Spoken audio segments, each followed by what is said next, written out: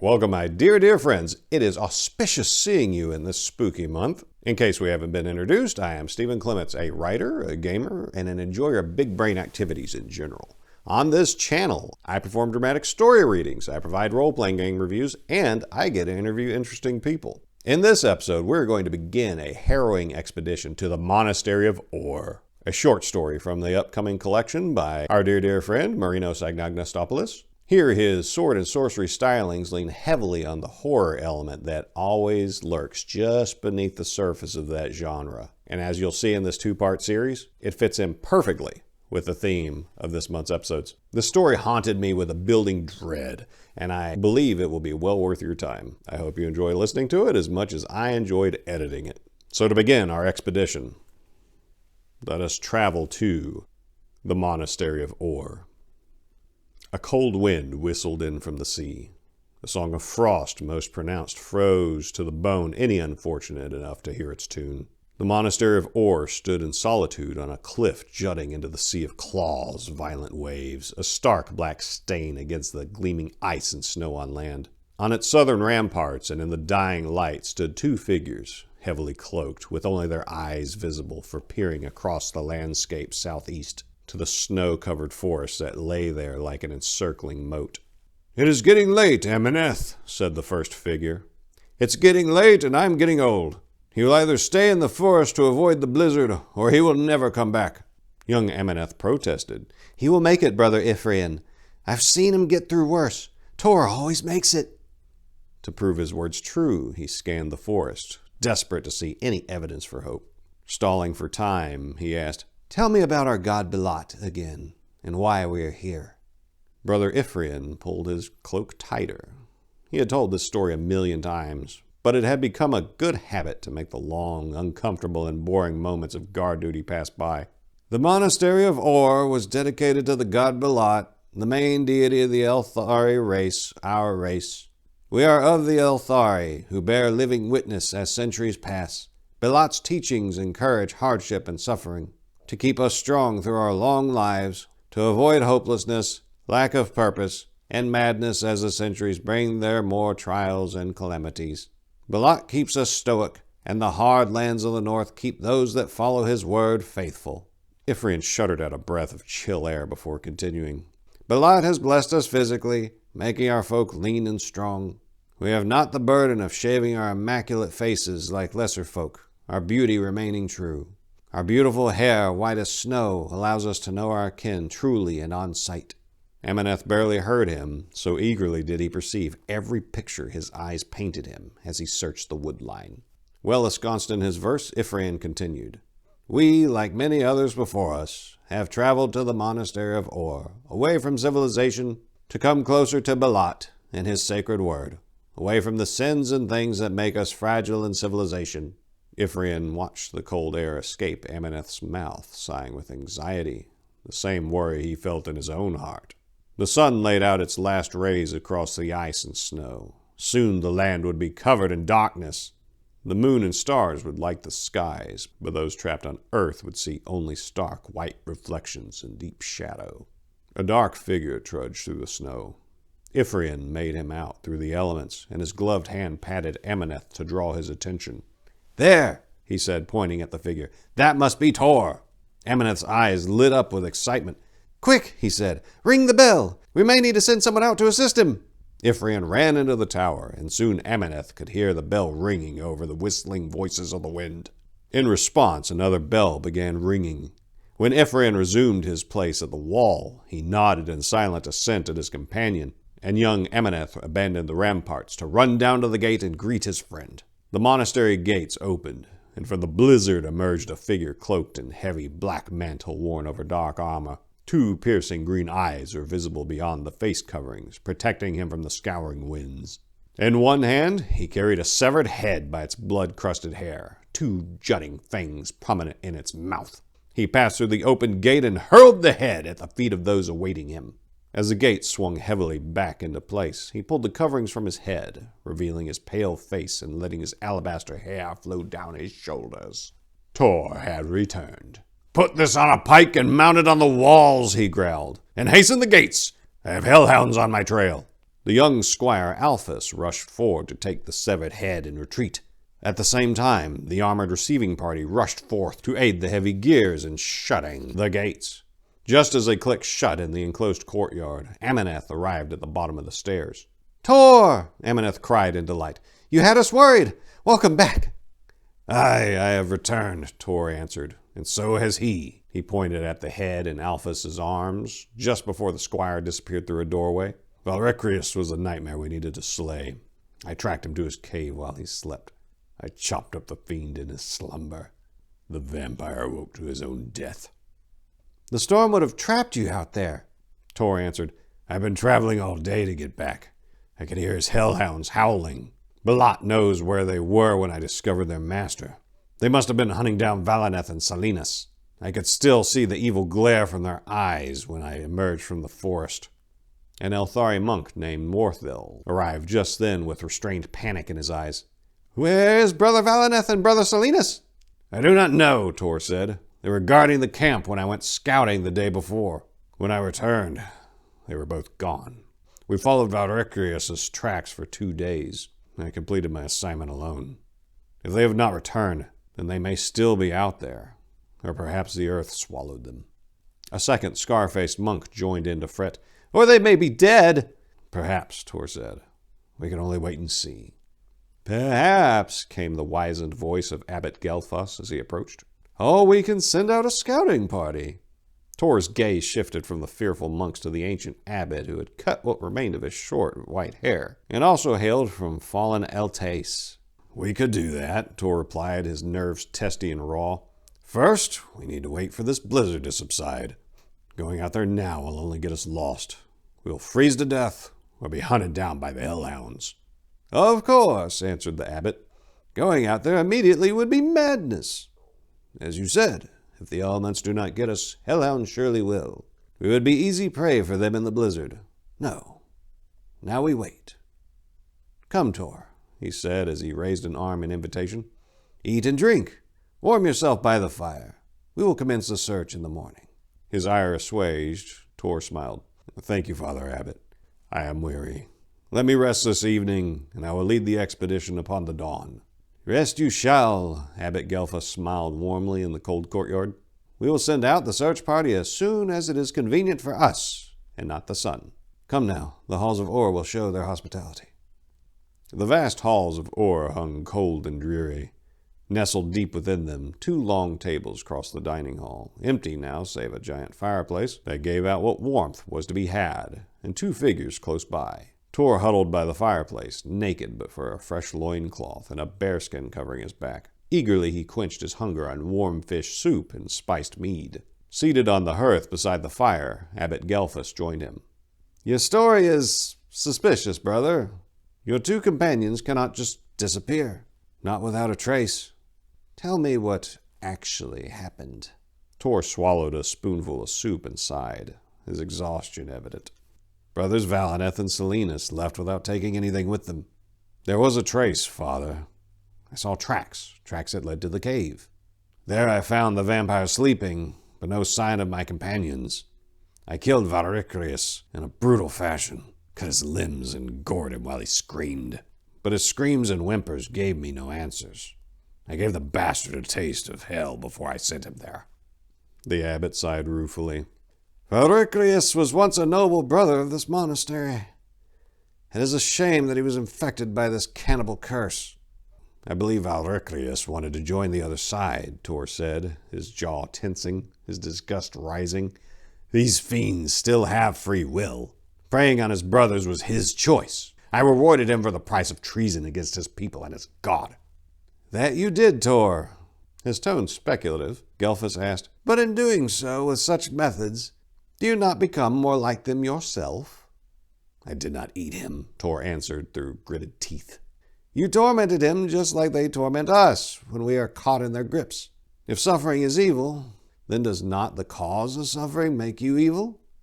"I made evil suffer. Figure out the morality for yourself, Father." Gelfus's introspective mood did an about-face. "Ha! That's why I enjoy our talks. You always like to question things, and you should. A curious mind is always open to learning. Tell me what you know about vampires, Tor." Tor looked up from his soup, wondering if he was being tested. "They're undead. If they do not feed, their undead flesh rots.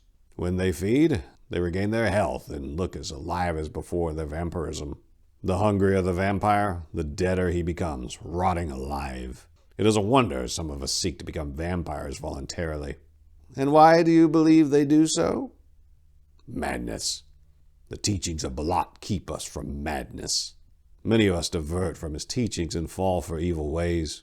Wetting his throat with a chug of mead, he continued, "But I believe the main reason is power. Vampires are absurdly strong and can remedy the most horrific wounds with blood and flesh." He took another sip. "Valericrius won't be recovering from what I did to him." Abbot Gelfus listened, but did not respond. They sat in silence for a few moments thereafter. Tor watched the flames crackle. Gelfus pondered the shade-covered ceiling beyond the firelight. "So there was no trace of your companions after the cave?" "No. There may have been, but I did not stay long. I could hear the hellhounds howling in the distance, and I had a head to deliver." He ducked to meet the spoon rising from his soup, to give the broth no time to cool. "Fair," said Gelfus. "What news from Min Monastery?"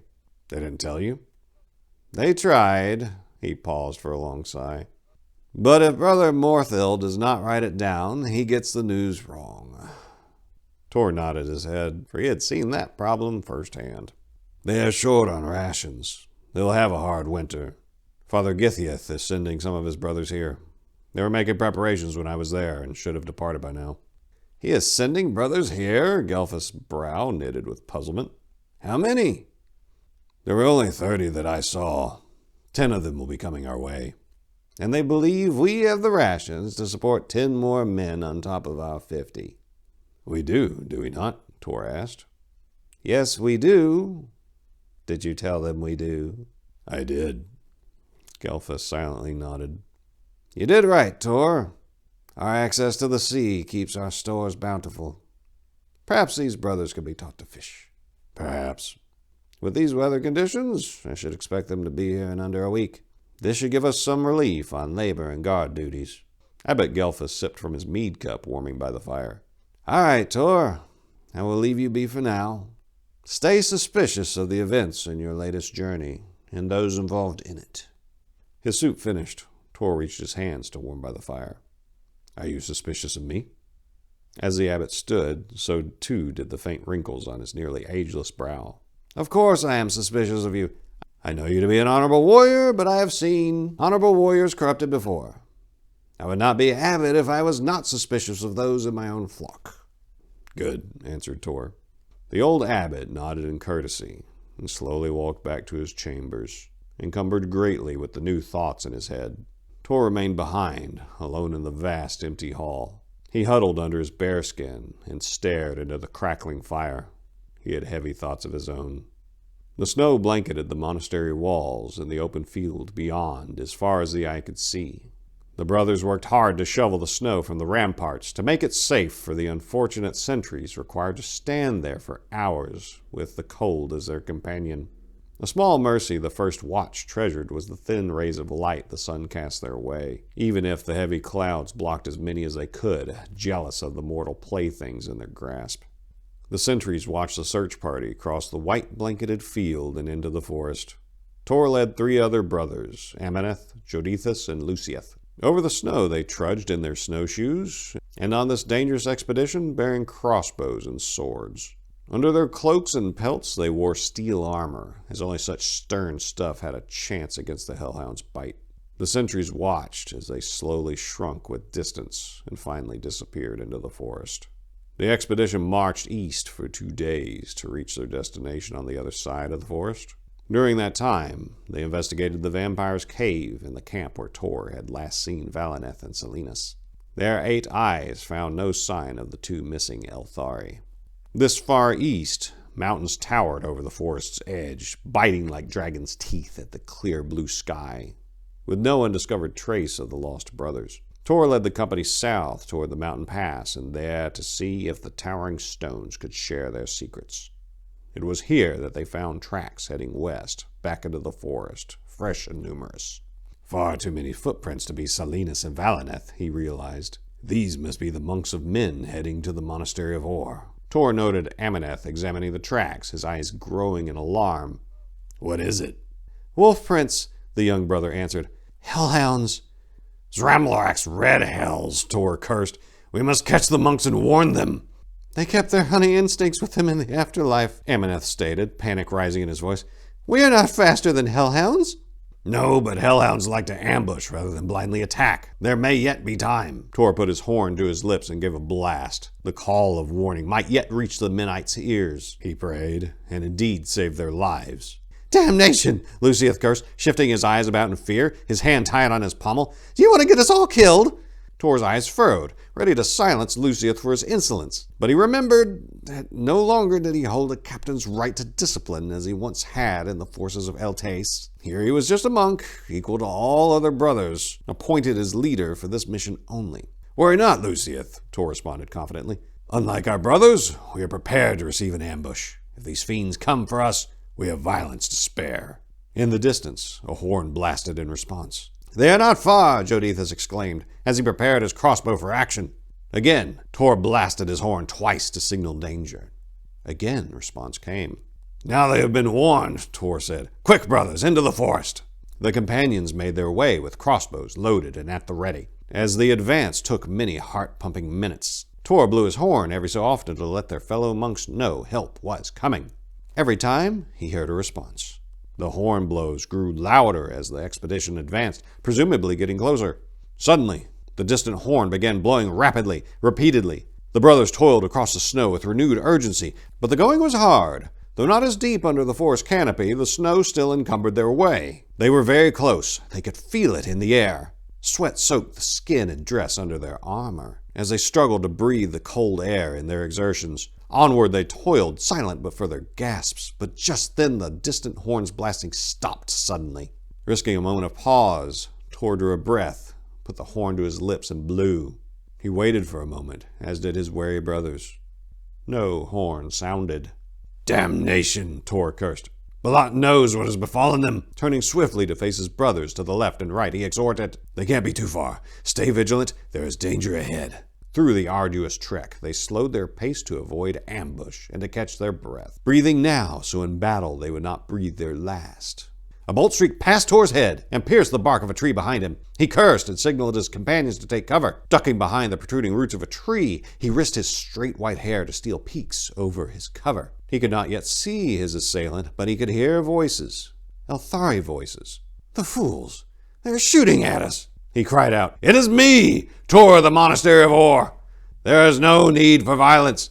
It was my horn that warned you! Staying low behind the exposed root, he waited for an answer. Tor of Eltace? Asked a muffled, almost timid voice. None other, Tor grumpily said. Good heavens, brother, the voice called back. You can come out now. We won't shoot. Tor and his companions emerged from cover, visually checking each other for protruding bolts. All being clear, they lowered their crossbows and made their approach. 4 Elthari appeared from behind tall pines, their own crossbows in hand, and they approached in turn. 7 hells, Tor, said one of the helmed monks. I almost shot you. Tor looked at the approaching figures, trying to discern which had spoken. As he got closer, one took off his helm, revealing a disheveled but familiar face. Though his dirty skin stretched from hunger, his eyes dark and tired. Nevertheless, the speaker was undoubtedly Silenus. Silenus! Exclaimed Jodithus. You look like hell! Silenus answered morbidly. I've been through hell. It's a miracle I'm still alive. I am sure, Tor answered joylessly. He turned to the other 3 helmeted monks. I am Tor of the Monastery of Or. These are brothers Lucieth, Jodithus, and Ameneth. The 3 Elthari removed their helms, revealing sweaty faces and hair underneath. We remember you, one of them said. I am Brother Dethus. You may remember brothers Carnieth and Potos. We all hail from Quarth originally, and presently of the Monastery of Min. Hail, brothers, Tor nodded at them. What happened? Brother Dethus answered grimly. We were ambushed by hellhounds.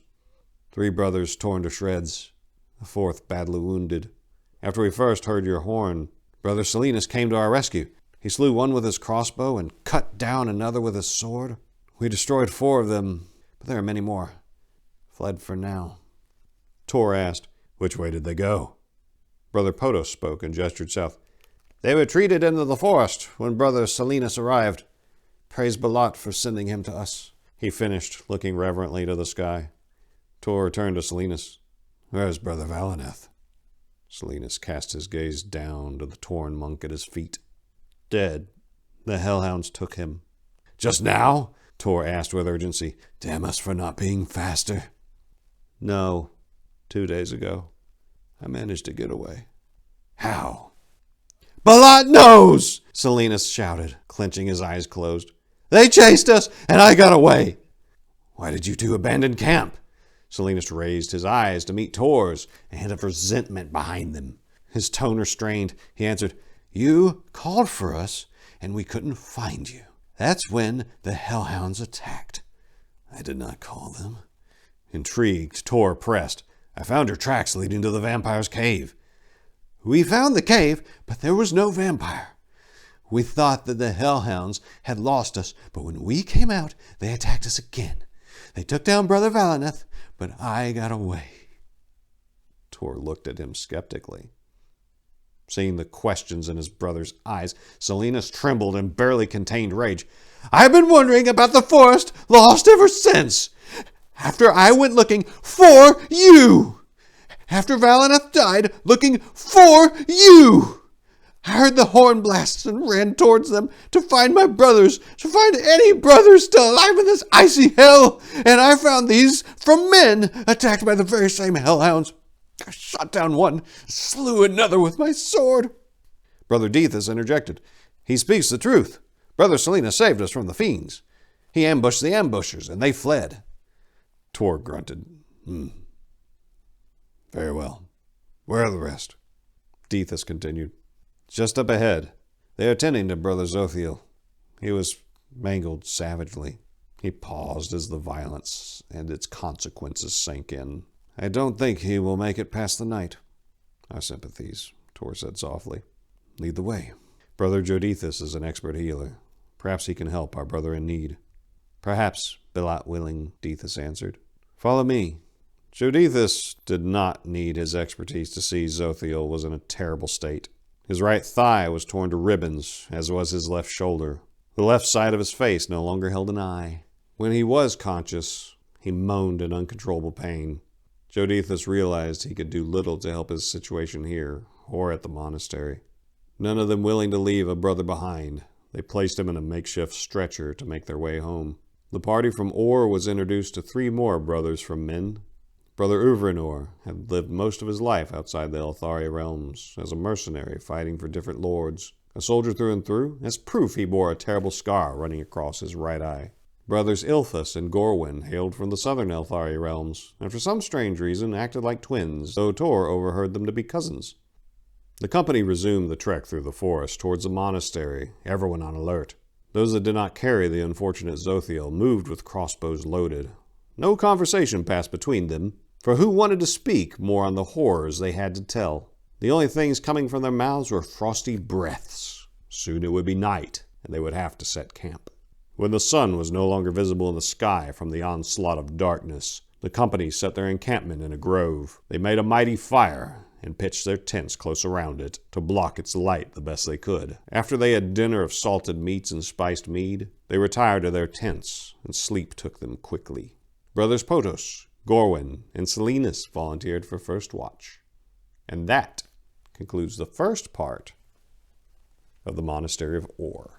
Now, wasn't that interesting? I told you this was going to be interesting, and we're definitely off to a good start. Now, remember to come back later this spooky month for part 2 of the Monastery of Or, and don't forget to drop your thoughts in the comments below, because I love reading what you have to say and responding to those. If you enjoyed yourself, I do enjoy people liking and subscribing, so please do that. And I thank you for your time, and that you chose to spend it with me and Marinos' story. And as we dear friends part for now, I wish you nothing but the best.